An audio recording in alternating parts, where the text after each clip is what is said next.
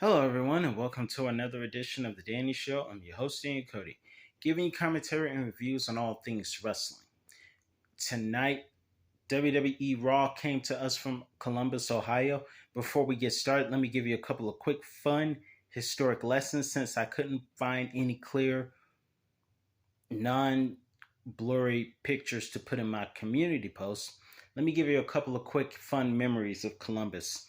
Columbus has been home to some very interesting summer WWE memories, including in 2002, King of the Ring, where Brock Lesnar became WWE's King of the Ring, defeating RVD. Triple H would face off against The Undertaker, with The Rock being a witness to the match. Undertaker wins the match and retains the Undisputed Championship. We also saw at Bad Blood 2004, Triple H and Shawn Michaels facing off in a brutal Hell in a Cell match in 2004's Bad Blood, which I truly enjoyed, alongside with matches such as we had, what else? Oh, RKO Randy Orton versus the Standard of Excellence, Shelton Benjamin.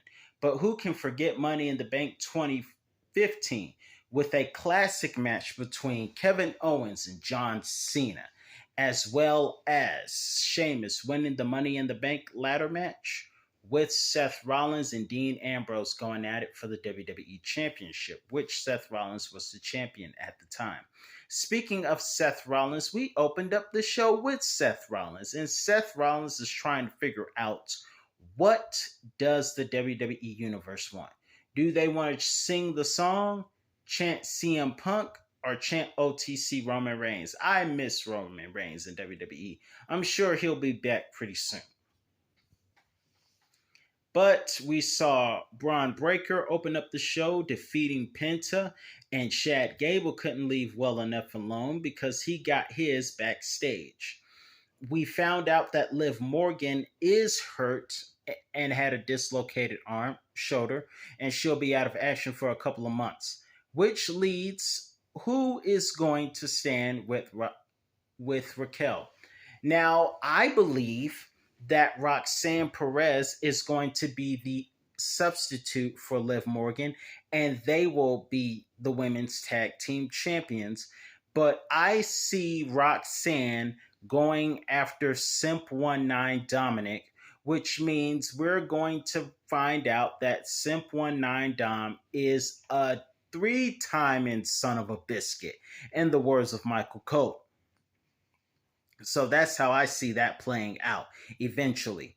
I also would like to point out that Goldberg is going to be facing Gunter in Saturday night's main event 1 weekend from now, and it's going to be for the World Championship. Now, I did not know Goldberg was near 60, but I will say this.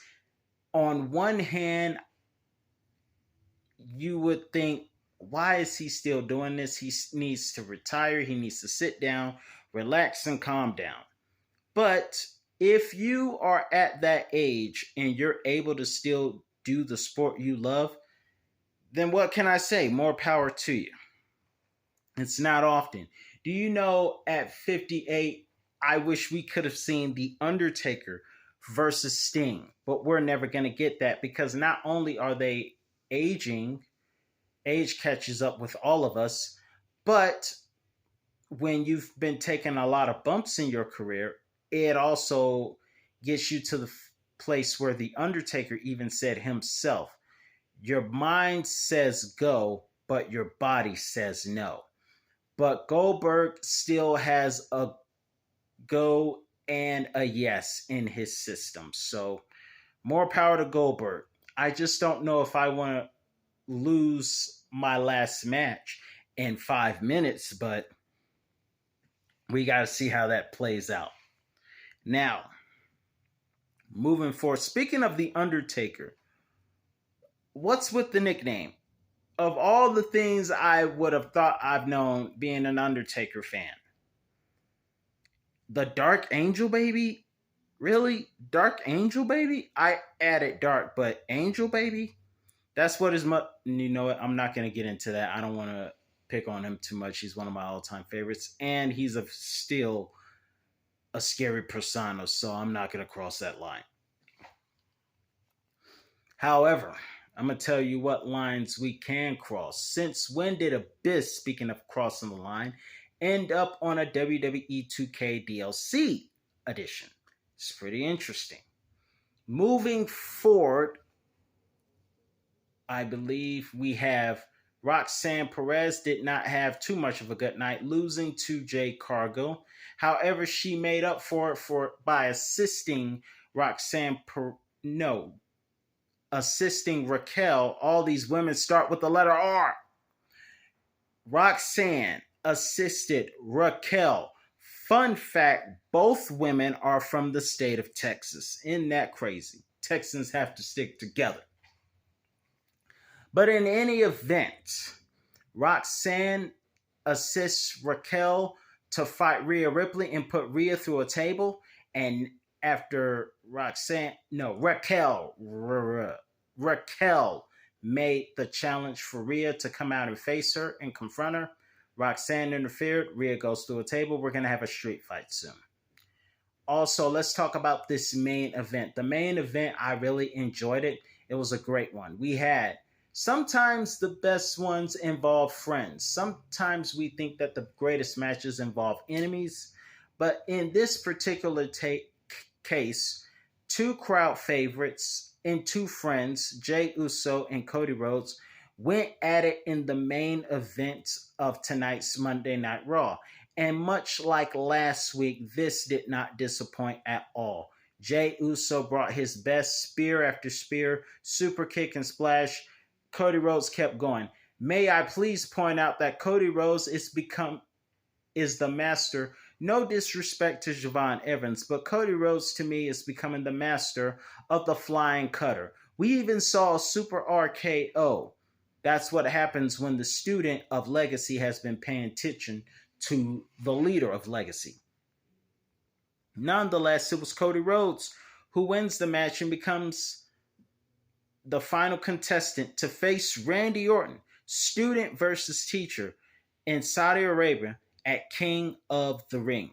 Now, I predict that Asuka will be the Queen of the Ring, respectfully, even though I think Jade Cargill is awesome. I think this one is going to belong to the Empress of Tomorrow. As far as who is the King of the Ring, I can't say I have a prediction on that one. I cannot. But I do believe Asuka's going to win. I'm looking forward to Randy Orton versus Cody Rhodes. Orton, this is the second time in a row he has attempted to be the King of the Ring.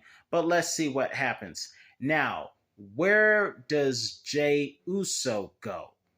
That's the question. I want to see what they do with Jey Uso, and hopefully it's good.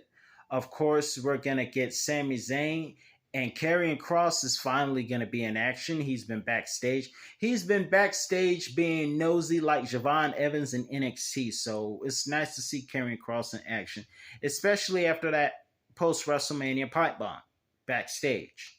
So, I'm really looking forward to that, really looking to see what happens. I don't have a lot of predictions, so why don't you let me know what your predictions are.